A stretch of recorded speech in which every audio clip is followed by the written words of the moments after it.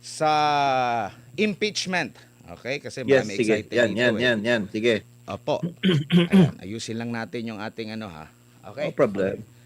Dito po sa impeachment natin, attorney, unahin lang muna natin, no? Nakalipas na po yung tatlong pagdinig. Kaso, kung ikaw ay ordinaryong tao, parang mababagalan ka sa takbo ng proseso. Kasi hindi po usual o regular na nakikita ng ordinaryong tao yung nangyayari sa courtroom. Bihira lang yan. Yung nakakaalam niyan. At ngayon, naging publicize ito. Normal na ba ito sa isang trial, kahit sa courtroom, regular court attorney? Yes po. Actually, ang nangyayari is, alam natin na maraming naiinip. Kasi in reality, gusto nila yung bakbakan talaga, no? However, hindi po yan nangyayari pagdating sa actual na kaso because meron pong rules na kailangan po ilatag ng mainam ang ebidensya. Kaya nga, then, pag hindi kasi malatag ang ebidensya ng tama, pwede po ito maging inadmissible. Hindi na ma-rule on the merits, but it would be saying that there is a failure to introduce the evidence needed for that particular offense. No? Kaya maraming nagsasabi na dapat sana yung defense stipulate na lang nila yung existence of the video. Total, napanood naman namin yan. Nandyan naman yan. Nakita naman ng lahat. No? Tapos ang sabi nila, dahil sinabi ni Attorney Binluan na inadmit, so dapat ganun lang pa rin pala. Tanong-tanungin pa nila, inadmit naman kasi sabi niya, salita daw yun ng isang nanay at kapatid at bilang asawa, no? Sabi yan. Now, yun ang pinapalabas din, no? So dapat daw kasi undeniable ng existent nun, dapat ang defense should have just admitted it. Yun po yung mga senyales na nababagot at naiinip na po yung mga tao para bakbaka na po kung ano po yung tinatawag nating mens rea, yung criminal intent, no, by doing that, by making that statement. Ano ba ang interpretasyon niyan? Gusto kasi na doon ang argument whether or not yun po pa talaga is grave threat, no? Parang gusto nila i-shortcut na hindi na kailangan yun kasi talagang kailangang uh, diretso na tayo sa discussion na ito. Yun ang kanilang gusto, Admar. Oo nga, kasi kumbaga, sabi nga, nung nakapanayam ko si Attorney Panelo, milyong-milyong tao nang nakapanood nito. Naging trending ito, hindi lang buong Pilipinas, worldwide. Pero nakikita nyo po ba na maaring estratehiya ito ng PROSEC para mapahaba at laging ma-instill, matatak sa utak ng tao yung ginagamit na terminong ipapatay, merong kinontrata ipapatay, lalo na yung pagde-deliver ng PROSEC attorney. Yes, I respect the view of Attorney Panelo, no? Pero to my mind, no, hindi kasi pwede mag-apply yung ganyang klaseng style sa ganitong klaseng proceedings. Malamang po, sa regular courts natin, pwede yan. No? But in this kind of proceedings, hindi po pwede. Ang issue kasi is not only whether that video exists. Hindi po lang yan ang issue. Ang real issue nito is that yung pong video ba na yan, legally, fairly, and credibly ba na magamit ng prosecution to prove an impeachable offense, no? Kasi ang impeachment proceeding po is sui generis. Alam po natin yan, no? It's not an ordinary criminal, civil, administrative case. No? It is both legal and political in nature. O, klaro po yan, ha? So, there is that impeachment court kasi at meron din po tayong tinatawag na court of public opinion na wala po yan sa regular courts. Sa regular courts, bawal mag-video-video doon. No? Isa lang ang boss doon, kundi ang regular court. Dito po, aside from the fact na may impeachment court, meron pong mga taong nanonood na interesado. So we have this court of public opinion, Admar, no? So, kaya ang prosecution, dapat gawin nila, they have to do more than simply saying that the video exists, no? Kailangan ipatunayan nila na ang evidence was legally obtained, okay? Properly authenticated, fairly presented, wala pong butas, no? and not gathered or used for purely political purpose. Yan po pinaka-importante ha, na dapat ipakita nila na hindi po yan siya kinuha or ginather para gamiting pampolitikal, no? Because if the defense here, yung panel nila season, will be able to show that the evidence was procured, selected, or presented as part of a political operation against this Inday Sara, who is a political enemy, then the foundation of the prosecution's narrative becomes seriously weakened. Kasi ganito yan eh. Pinipresent lang nila yung splice nung 2-minute video. Now, we have to know the whole context. At saka lahat po ng surrounding circumstances, not only that video, but what happened during that day, the day before and everything. Sa kailangan ma-establish po yung synchronized and consistent na pag-persecute o pag-o-oppress kang Inday Sara. That's the reason why she had said that, no? Yun po ang narrative ng defense at kailangan nilang ma-prove yan. Ang prosecution naman hindi. Legal itong ginawa namin. Para lang talaga dahil sinabi niyan, tatanggalin namin siya. They have to stick with the law. And they would not say it's that political in nature. Yun po ang dahilan eh. Kaya magtataka po yung iba, bakit grabing objection, grabing cross-examination? Kasi gusto nila malaman kung dinadaan nyo ba ito ng paspasan or kinuha lang ito kay for purposes of prosecuting Inday Sara dahil meron kayong selective persecution. Kita mo, Edmar, ha, yung mga questions on the cross, ha, that ang unang mga things na nangyari is that kayo lang ba motu proprio ang gumawa nito? Nagsabi ba kayo sa PSG? Nagpunta ba kayo sa National Security Council? Nagpunta ba kayo doon sa CIDG, sa AFP, intelligence? Kasi sabi nyo, it is a matter of national security or threat to the life of the president. Did you do that? So hindi daw. So ibig sabihin, on that point, the defense is trying to prove na ginagamit ito political. Sila naman, they should have, a prosecution should have presented na hindi na kailangan ang pag-present yung sa PSG and everything. So, ganun na, no? Second, sabi na naman ng defense is that, sige, bakit ang inimbestigahan ninyo, ito lang yung threat against the president, pero hindi nyo inimbestigahan yung sinabi ni Inday Sara na, ang security ko, may security ako, at pagpapatayin ako, yung statement na yun, bakit hindi ka rin gumawa ng grabbing investigation with respect kay Inday Sara because he is also the second highest person elected official in the land. So ibig sabihin kung focus nyo lang si BBM, klaro political in nature. Yun ang laban dito, laban Opo. dito. O kaya kailangan talagang ma-present yung witnesses niyon para ma-cross-examine ng defense. Opo. At ang isa din sa mga wino-wonder ng ating mga kababayan, saglit lang, ang mga senator judges ay mas Yan. marami ang hindi abogado. Ma-appreciate ba nila itong mga ganitong mga klase ng nakikita lang natin sa korte normal? Paano? Di ko nga alam kung lahat pa kagaya. Kasi ang common na talagang laging nagtatanong, nakikita mo talagang ginagawa nila yung kanilang assignment. Yung mga kalimitan mga abogado at saka yung mga halimbawa Senators Cayetano, ng dalawang Senator Cayetano, nandun din yung iba. Pero karamihan doon hindi po mga abogado. Paano nila ma-appreciate kung tama sabi nga ng nabasa ko na netizen, at the end of the day, pwede namang hindi lang kasi yes or no lang naman yung iboboto yan kung pabor ba ako o hindi na i-impeach si BP Sara, attorney.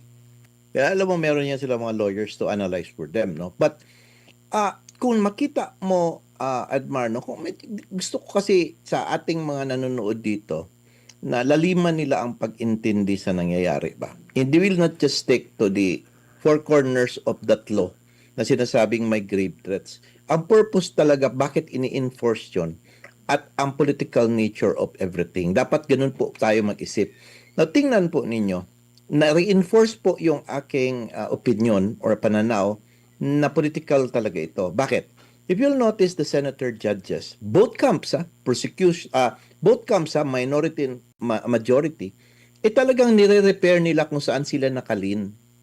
'Di ba? Kita mo yung mga katanungan nila, si Riza Intuberos is trying to fix what has been destroyed in order that maremedyohan. The problem is that mali lang pagkatanong kaya mas nag-bolster tuloy yung defense, no? Now, if you will see si Tito Soto, si ano talagang nire-repair nila yung credentials, tinatanong, di ba meron ka pa rin sa abroad and everything na nag-training ka, pinipill up nila. Now, and Senator Adon Petercano is also doing the same, honestly, in favor din sa, because nag-start a prosecution, they might as well start also with this kind of protection on kung saan tayong leaning. So in that particular sense palang makita mo, mayroon ng bias. They cannot appear to be a cold, a neutral judge, no? Kahit na ano pong pilitin ni Senator Escudero by saying hindi, dapat we should appear impartial and everything, they cannot do that because it is his political nature. Meron niyang party affiliation eh. Alam natin na yung iba is alyado po ni BBM, kakalaban Inday, and then si Inday, meron din siyang mga kaalyado dyan. Whether we like it or not, kailangan po yan siya. Ang akin lang, nakita doon, isang senator judge lang ang medyo sharp at saka appears to be impartial, hindi bias, magtanong, yung kay Robin Padilla. Nagulat ako sa lahat sa kanila na nag-graduate sa University of Prison, yun pa ang mas magaling magtanong. At ang katanungan po niya, directed to the witness, never directed to the lawyers. Kasi ang clarificatory questions po ng mga senator judges or mga judges for that matter should be directed to the witness, not directed to the lawyers. Huwag mong tanungin because that is their theory. Hindi yan sila ang nagtatestify. No matter how long their statements there, that will not supposedly be used as a basis to arrive at a decision. Dapat a basis ng evidence na piniresenta. Ganyan yan siya, Mar, no? Ang style ng impeachment dahil nga sui generis ito siya. Walang limitasyon sa kung ano yung itatanong maliban na lang doon sa pinuna na parang pang last part na dapat, attorney. Alam mo, Mar, ang problema niyan man, alam mo, the problem is that, can the lawyers object to the senator judge? Of course, they would not do that kasi magagalit ang judges sila. They do not want to get the ire of the judges. But, ang kapwa naman na, let's say, a presiding officer, kahit na presiding officer siya, just remember, ano lang yan, co-equal lang niya senators yan. Tapos yung nagtatanong pa is kapag majority. So, ibig sabihin, while nakakapagsabi siya to remind and everything, hindi na ko control eh. Who will control? Who will stop them from doing that? Diba? So, ang nangyayari is that napapatuloy-tuloy. Now, I think here, honestly speaking, Jesus Escudero is trying his best to contain things, no? So that to make the impeachment proceedings as neutral as possible. As at least naman lang, magiging fair proceedings siya, tingnan man lang kahit na sa pananaw ng mga nakikinig, no? Opo. Although in reality, Mara, hindi mo talaga pwede tanggalin ang biases dyan. Kasi political nga in nature eh. Opo. Doon sa pagpe-preside ni Senator Chis Escudero, mapapansin ba na alam naman natin kung ano yung nangyari sa kanya, di ba? Galing sa Yes. isang majority, lumipat matapos ngang umugong yung mga kaso-kaso. Mapapansin ba doon sa kanyang pagpe-preside na yun nga, yung parang leaning, meron bang bias doon sa kanyang pagpe-preside po? Yes po.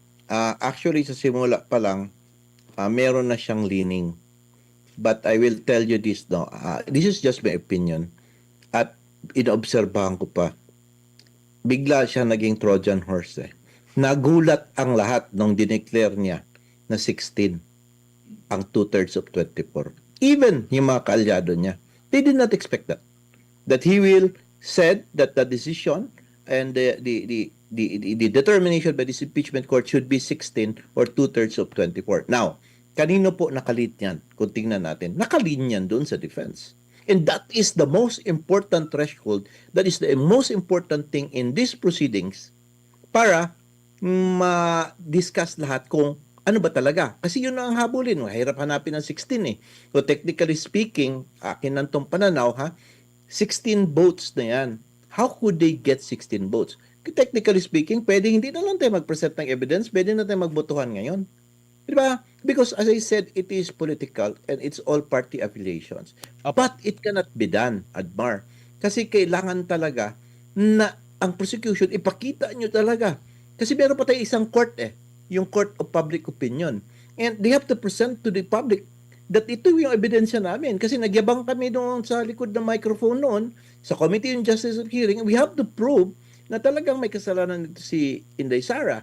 Now, ang defense naman would say, oh, I have to say that my client or ako as a respondent is wala talaga ako, inosente ako. Kasi meron pang tumitikin ng tao, hindi naman pwedeng papayag ang mga tao na stop na lang yan ang impeachment court, magbotohan na tayo. Kasi gusto rin natin malaman ang katotohanan ng lahat. Kasi dyan malalaman, Mar, kung ang pag politically motivated ito, talagang masisira talaga ang prosecution, pati ang mga kaalyado nila na talagang political persecution, it will really destroy them. Yan ang aim din ng defense, no? Para pagdating ng panahon, maklaro natin kung sino talaga yung nagbe-bend at gumagawa ng twisting ng batas para lang ma-persecute politically ang isang political opponent. Opo. Yung nakalipas na 3 araw na trial, mula nung pag-upo niya, nabanggit na niya yung, kailan ba niya ibinanggit yung threshold na 16? Sa simula, bago Sa siya. simula, di ba? Sabi niya, Okay. yeah, the presiding officer would like to make sa manifestation. Sabi niya. So, 3 araw na yun. At doon Yes. sa 3 araw, walang nag-object na kahit isa. Pero merong nag-clarify. Which is sinabi niya na hindi ito opinion lang, legal opinion, kundi yun talaga ang paninindigan ng impeachment court. And Hindi, sinabi ni Jesus Cordero, yes, that is it, no? opo. So, Hindi na ba ito mababago along the way? Or I think magiging questionable ba kung along the way mababago? Inapprove na nila yung mga journals ng unang 2. yes, you're very good at pointing that out, no? I think with respect dun sa loob ng Senate proceedings, hindi na yun mababago, Mar. Bakit? When it was uttered or made by ruled by Chief Escudero, nobody objected. No one. Tanga nga lahat Even the defense, tinakit tayo. Nagulat sila noon, ha? Parang hindi na na-expect, makita mo talagang reaction. I've been reading them, their body language and their, nakita ko. Then, pagkabukasan, in-approve ang journals without, again, any objection. So, carried na po. That's why when Senator Lacson asked, is this the opinion of the presiding officer or ito na po ba yung pamantayan natin ng ating ng korte? Sabi niya, yes, that is now the definitive thing that the disimpeachment court will follow. Di ba? Parang ganun. So, ibig sabihin, yan na yan. Fix na po yan siya dyan. Kasi wala na silang nagawa. And in fact, after that, before tayo nag-interview 2 hours before, may nabasa ako doon na posting na parang agree din talaga nagka-clarify lang siya pero okay sa kanyang 16, sabi ni Senator Lacson, if I'm not mistaken. No? Alam mo po makapagbago nito?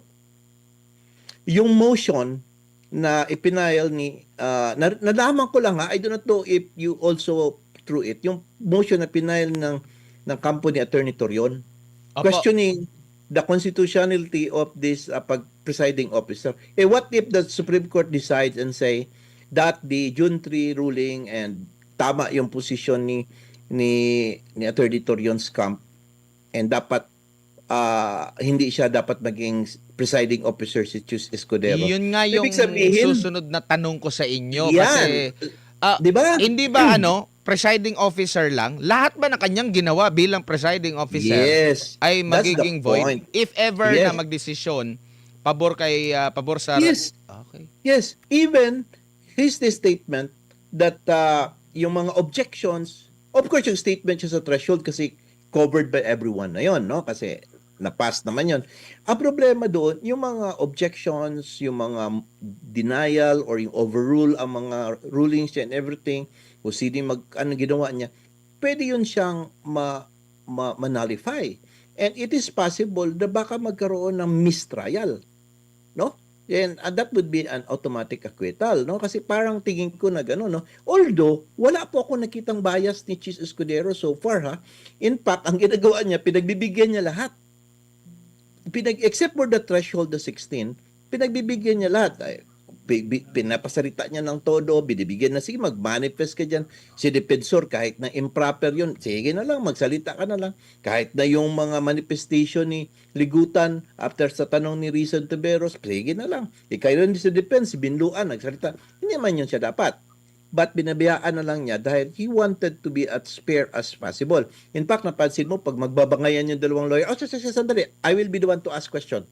Di ba? Siya na lang para matapos na ito kasi ito ang question na dapat itanong. Kaya lang, ang technique ng pagtanong is that more on parang iba ang dating kasi, no? So, what I'm trying to say is that it may affect, no? As I understand, sabi yata ni Attorney Powa, hindi daw nila alam yung pinail ni Attorney Torion's camp, no? And I haven't seen that also, no? And ito naman, nababasa ko lang sa Facebook, no? And that's why I could make an opinion. So yun ang natitingnan kong worry. What if kung suddenly, hindi. So sabihin natin, maggagawa na naman ng bagong presiding officer, mag-elect, and then magkikreate na naman ng ruling ang bagong presiding officer by saying, sige, the threshold, we will leave that until such time that the decision of the Supreme Court in the Alan Cayetanos case will be decided upon on the issue of kung magkano ang threshold, kung ilan ang threshold. So, pwede nating i-stop. Parang ganun ang mangyari, parang mabibitin tuloy, no? So, that is what I am actually afraid of, no?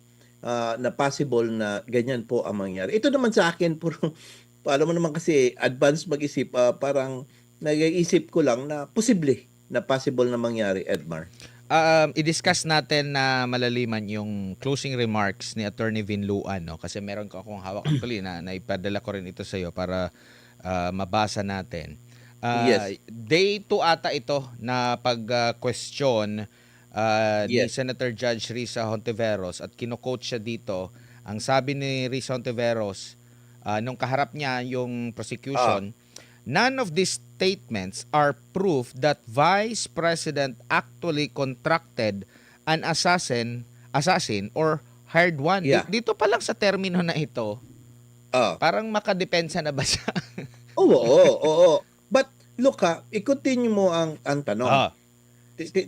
I-continue mo. Sabi niya rito, none of these statements are proof that Vice President actually contracted an assassin or hired one. She is absolutely right, sabi ni Attorney Vinluan. Yes. She then asked the question. Sabi daw ni Senator Risa, why are these acts impeachable? To this question, sabi ni Attorney Vinluan, the prosecution responded, we understand that these statements may not actually 100% prove that she in fact contracted an assassin. An assassin, end of quote. Attorney. Yes. It was a wrong framing ng question ni Hontiveros at siligutan yung nagsumagot yung prosecutor, 'di ba? Kasi dapat sana nag-establish lang siya. No, so this video does not prove na merong na-hire na contract killer. Yes, okay. Dapat nag-stop na siya doon kasi it has already been damaging. Pwede niyang tanong sana, so are you going to present another evidence to prove this existence or the hiring of a contract killer? 'Di ba? Kasi technically natanong din yan kay Ligutan and he said, yes, we will, Your Pero Honor. 'di ba, yan yung sa issue din kay NBA Director Matibag na meron daw silang So, kumbaga, may kulang doon sa question kung napapabor sana sa prosecution. That is where Matibag will testify on next week. Yan, yung kanyang investigation na meron silang investigation na nangyayari and that siguro sabihin niya, we are trying to gather facts pa lang or meron na sila or baka meron silang tao na ipipinpoint na we talk to this person at ito talaga yung hard killer. So, you know how Matibag will justify it, no? And testify next time. Kasi wala man talaga siyang ibang purpose i-testify si Matibag except that. So, I think siya yung investigation niya with respect of determining who is this contract killer. Kaya lang, ang problema, balikan natin doon kay Hontiveros, sa Bisaya, pag ipakpinan pa niya pangutana ba, nagtanong pa siya ng dagdag by saying that how can this be an impeachable offense? So, ang nangyari, Attorney Ligutan was forced to talk about the theory of the prosecution, and which said, we cannot 100% prove that in this video and everything, no, but I'm as a lawyer, I'm not talking as a lawyer but for moral and something like that. Parang yun na, it is a damaging thing, no? And now he cited the Rule 130 kung paano i-prove, etc., etc. So malayo na, no? Because of these questions that supposedly na tinatanong ni Senator Risa Ontiveros, nakatulong tuloy mas lalo sa defense at nakadiin tuloy dito sa prosecution, 'di ba? So, yun ang aking analysis din. Pero part lang yan siya, part lang ito. So, gaya ng sabi ko sa iyo, Admar, sana po ang senator judges will have a ruling or definite ruling na do not ask questions from the lawyer. Ask the question from the witness. Kasi ang mga witnesses, ang dapat yung tanungin to clarify some things or question the witness because hindi nyo naintindihan at gusto nyo ipaintindi sarili. Para bang research person, tanungin nila ba? Tanungin, hindi yung abogado. Opo. Doon naman po sa pagpe-play kahapon ng video, parte ng buong video, yung pag-uumpisa pa talaga ng bahagi kay Attorney Zulaika Lopez. Yes. Gaano ito kalaki na maitutulong sa ebidensya? Ano ba ang na-establish dito na dapat maintindihan ng publiko? Yun ang sinasabi ko. Well, I know you also thought about it, Admar, no? But you know for a fact that yun nga ang context eh. Kaya nga importante ang video na hindi siya i-stipulate as existing because we have to know the whole context. Now, the fact that the prosecution only presented the portion where Princess Maui asked question and until nagsagot si BP Inday Sara, it doesn't speak the whole story. It doesn't show the whole story. No? So, you need to look at the entire videos, which I think the prosecution did. Sabi niya, ay, hindi natin isali ito kasi delikado ito kasi masisira konteksto. So, focus sila splice sila na dito lang. Ang defense naman, pinag-aralan ang full video, ay bakit hindi na sinali ito? Isali natin ito kasi ito talaga yung magpapabigay ng konteksto natin na talagang political persecution itong nangyayari. At saka hindi ito grave threat. Talagang ang galit ni Inday because of this. Dahil talagang meron talagang consistent or persistent persecution sa kanya.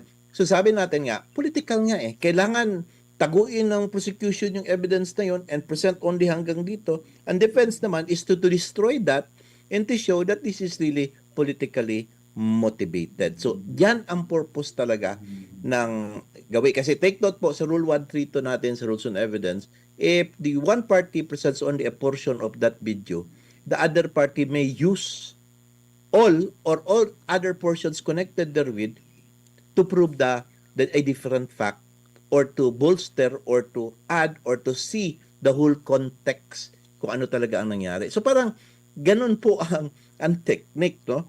So, and kaya nga, sabi ko, in this particular sense, the defense actually was able to establish important points that would show that they won that round. For me, opinion ko lang naman yan, they won that round.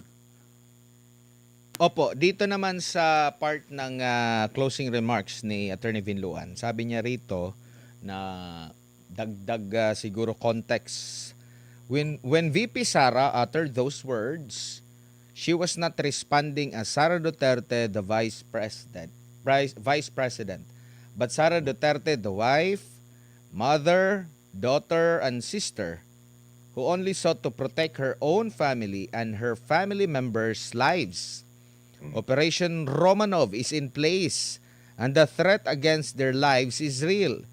VP Sara became the target of unauthorized intelligence and surveillance operations by government operatives that exposed her family to high-level risks and security threats, thereby causing intense trauma and uncontrollable fear.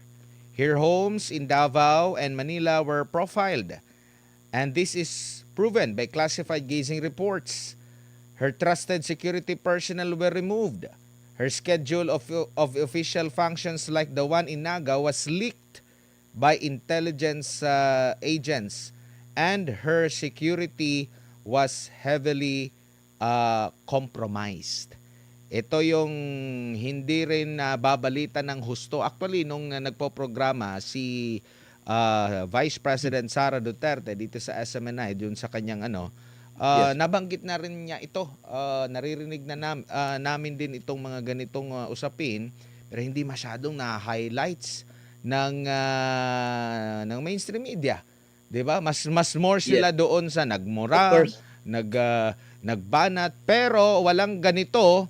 And doon din sa testimonya ng witness, parang mas mabigat yung investigasyon pabor doon sa mga offended party, pero ang ending hindi yung offended party yung nag-complain, attorney.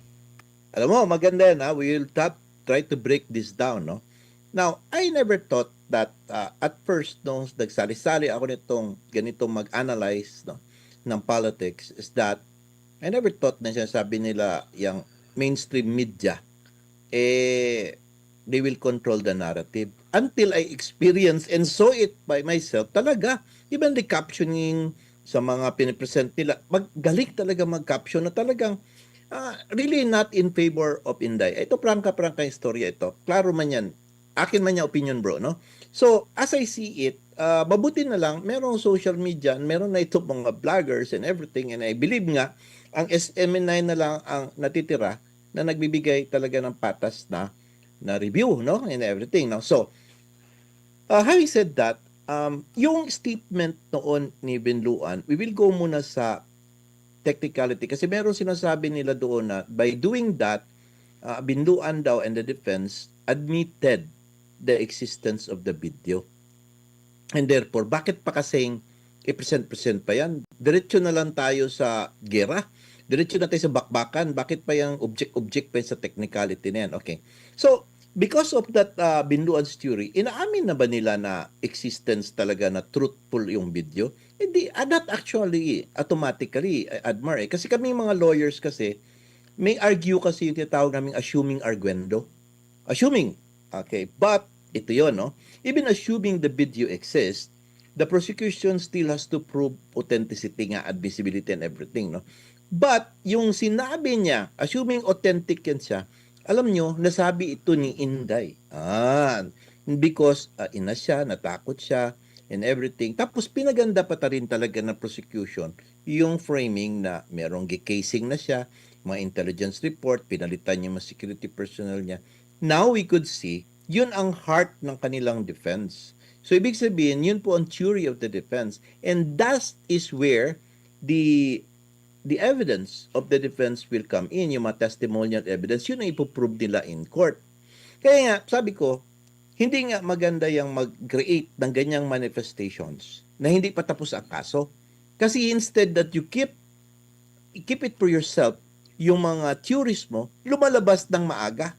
Like sa prosecution, lumabas ng maaga, sa defense, maaga ring lumabas.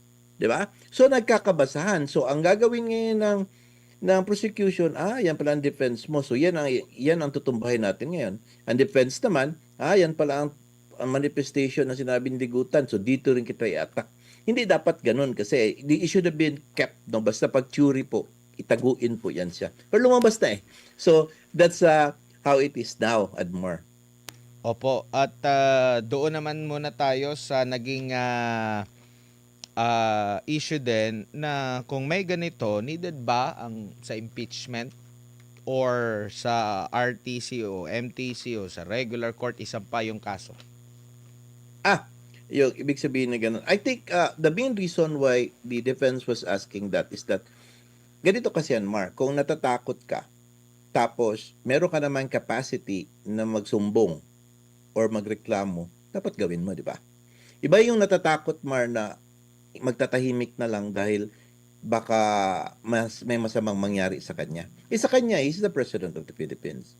If he is really bent in showing na he is meron talagang threat at legit at natatakot siya, then he has to make a report, appear in the investigation, pablatter niyan, punta siya, magsali siya, mag-cooperate siya sa investigation ng NBI, inform PSG, tawag yung mga ISAP, tapos yung Security Council niya, mag-conduct ng task force investigation on this. Not only to himself, but also to Inday Sara, no? To show talaga, no? Then, after that, he files a complaint. He makes an affidavit for that matter.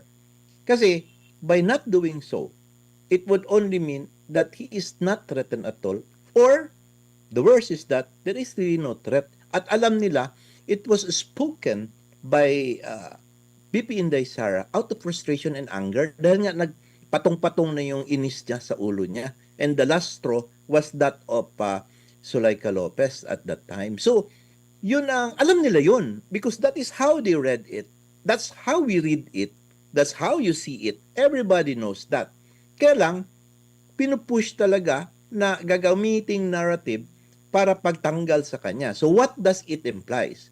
Political persecution. It is politically motivated. On that point pa lang, panalo na ang defense. And I think in this particular article, I would say that BP Inday Sara should be acquitted. Opo, natawag din nga ako nung nabasa ko yung post ng abogado rin at stand-up comedian na si Edward Chico. Ang sabi niya rito na, sabi ni Sara, pag napatay siya, papatay niya si BBM et al. Naisip ko lang naman, ba't sila natakot? Ipapatay ba nila si Sara? Kasi kung hindi naman, di ibig sabihin safe sila. Kasi nga, conditional threat yung ano. Safe ka, di ba? Parang ano ba, yung, alam mo, Attorney Chico, I'm following him kasi, ano siya, magaling din siya magsalita. But, yun ang mga logic dyan eh. So, klaro po, basta, ito kasi yung guide natin, guys, no, para sa nakikinig din, nanonood ngayon, is that, kapag mapatunayan po, na ginamit po ang impeachment proceeding para sa politika, politically motivated, acquittal yan automatic ha. Kasi, yan po ang rule.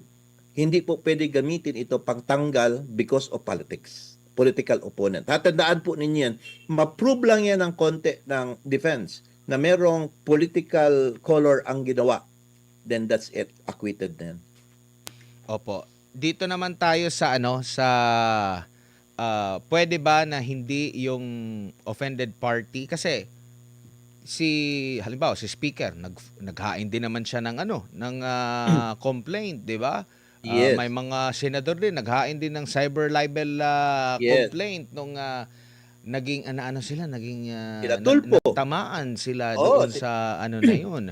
So ibig sabihin, walang makapipigil sa kanila. Pero parang less ata yung effort din ng NBI kasi hinugot lang mula doon sa speech or sa video, sa speech yata yung kay speaker, video comment yung kay kay BBM. May tuturing na ba yun, affidavit? Hindi. Alam mo, maganda yung way you think, Admar. That's what I like in you. And kung nag-file sila ng mga affidavit complaints sa cyber libels, and these are the things, it only means that is so much important to protect your credibility, integrity as a person, correct? Now, if you are really threatened and you have the capacity to do that, in order to protect yourself, your security, your life, limb, even property, you file a complaint. You did not do that in this particular case. In fact, ang kinuha nila yung snippets from the video presentation, speeches and everything, which doesn't say anything except political masyado ang purpose to say to the world na sila tinatakot ng mga ganito. That is not the forum to air your grievance against BP Inday Sara nila, BBM at ni Martin Romualdez. The proper forum is to file a case in court, but they did not do it. Why?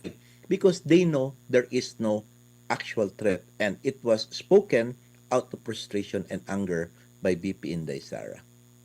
Opo, dito lang tayo sa na lang komento siguro mo, attorney, kasi binira po ni Congressman Polong yung pahayag ni House Prosecution Spokesperson Rene Co. 'Di ba nagbanggit si Vice President Sara Duterte patungkol doon sa bloodbath, no? Kung Yeah. saan hindi siya magpapatinag, duguan man siya pero hindi siya magpapatinag kasi um, bumanat kasi ito. Basahin ko lang yung comment ni Go Congressman ahead, Polong please. ha. Sabi niya Please. rito, Rineco says the public is not interested in Vice President Sara Duterte's statement but only in the evidence. So sino bang maglalatag ng ebidensya, ang PROSEC ba o ang depensa? With all due respect, she should stop pretending she speaks for the Filipino people. Hindi siya ang survey firm at lalong hindi siya ang boses ng buong sambayanan. Before lecturing others about governance and accountability, perhaps she should first explain what qualifies her to speak with such certainty on matters of executive leadership. Governing a country is far different from delivering speeches or political sound bites.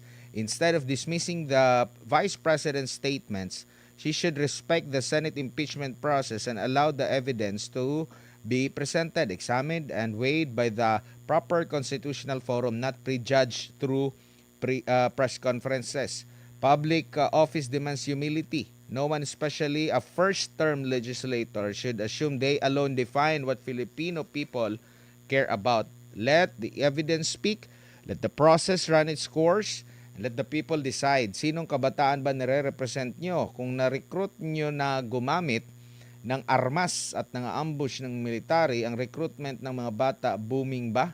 Kaya kayo galit kay Inday, di ba dahil nahinto? Nakinabang ka kay Zaldico, di ba? Kapilido mo pa, pauwiin mo naman siya, wag mo problemahin ang di mo level girl. Pagpuyo day, kaon sa daghan bugas nga tag 20 uban na si bangagog charis. Sakay-sakay ra kas kasikat ni Inday, lupigon ra ka sa mga sangguniang kabataan sa Davao. Pero yung punto dito, kumbaga lalo na sa House PROSEC, lalo na yung mga politiko, sabihin ko na lang mga politiko kasi sa side ng mga private prosecutor talaga, yun naman talaga yung kanilang, ang iba kasi na mga abogado, politiko din talaga yung ano. Sa side ng mga politiko talaga, ganito yung kanilang mga pahayag, attorney. So, in-expect na natin ito, lalo na sabi mo nga, na dalawa ang korte na meron ngayon, yung impeachment court at yung court of public opinion. Yes. Actually, that statement of Pulong, I read it. That is Pulong speaking, not the congressman. Galit din siya. Alam mo, kapatid niya yan si Inday. Blood niya yan. So anything that, those things na hurled against Inday, magre-react yan. Kuya yan siya Magagalit siya, di ba? Akin naman sana hindi na lang patulan itong or mag-go down tayo sa level ni Renico, which is correct. Dahil sinakyan ni Pulong ngayon, edi sumasakay tuloy siya sa kasikatan pag-uusapan siya. Katulad ngayon, pinag-uusapan natin. No? But if you'll notice, this Makabayan Block, when you hurl anything against them, hindi sila nag-respond. Napansin mo yan? Often, seldom yan sila mag-respond. No? Parang, the moment they made that statement, stop, ganun na yan sila. Ibig sabihin, ang technique nila is just to say those words and create what we call an atmosphere of chaos. Why? Kasi po, ang Makabayan Block, ang kanila talagang purpose or their existence in this world is not governance. It is not for actually yung sabihin nating pagandahin ang gobyerno. They are against our government. Alam mo natin yan. Kahit sino upo na presidente yan, lahat yan sila kinaprotestahan niya yan. Kahit na siguro ang ating siguro Pope or Anghel ang nagpapatakbo ng ating bansa, poprotestahan pa rin nila yan. Because they are always against any form of government. They need to, yung how the government effectively works, they do not like that. Because if that is the case, they will no longer be in existence. The purpose for which they are created, their group, will no longer be important. We have to look at that, on that kind of leaning. Ang leaning talaga nila is not this dito democratic world na kailangan ganito po govern. Hindi po, as I would say, their interest really in this world is to, somehow comment kahit maganda o mali ang ginawa mo, comment, continue yan siya. That nothing is enough. And what they want is for the government to, to experience always problems. Kaya nga, they create yung mga wage hike na hiningi na mapakataas masyado, which is impossible to be given. But if it is given also, it will really plunge our country's economy down. So anong purpose talaga nila? Is not to bring up ang government to go down. No? That is really their purpose in this world. That's how I see it. That's how I read it. And that is their purpose. So, having said that, yung sinabi ni yung bloodbath na ganyan, kung anong karakter, ako, hindi ko na siya sakyan eh. Because at the end of the day, that kind of legislator won not as a person, but they hide themselves doon sa pangalan ng kanilang party list, which akala ng tao na dupe din na parang naboto sila, di ba? Because they only need how much? 400,000 to get that. And then if they could get that, why one seat na nga sila? Di ba? So that is what I am trying to say. So having said that, ang makabayan blacks talaga, they are really not interested to kahit sino government. Alam mo, after this, next na naman yan, titrahin na naman nila si Bongbong. Parang gano'n, no? Kung sino yun sila mag-alay, kung saan sila maka-benefit. Pag maka-destroy lang sila ng isang form of the government, happy na yan sila. That's why when they infiltrated the lower house, together and they allied with Martin Romualdez and his group, happy na sila noon. And they were able to destroy the image of the lower house, for that fact. No? Now, they were able to file the case of impeachment. Happy na sila by the fact na even if BP Inday has, he will be acquitted in this particular case, which we know she will, happy na sila because they have attained something. What? They created an atmosphere of chaos dito sa ating bansa. Yun man ang intention talaga, and that is the purpose for which they were created. Attorney, daghang salamat sa imong oras o higayon amping sa kanunay sa ulitin na naman na kasi Time next pa. week pa ulit. Time sa wala ka man am I correct, Mr. Admar? Salan Dapat pa. matubag po kag, yes sir, marapog. Murag, am I right, Mr. Secretary? Salamat kay Baya. Thank you kaya. Opo, next week ulit kasi sa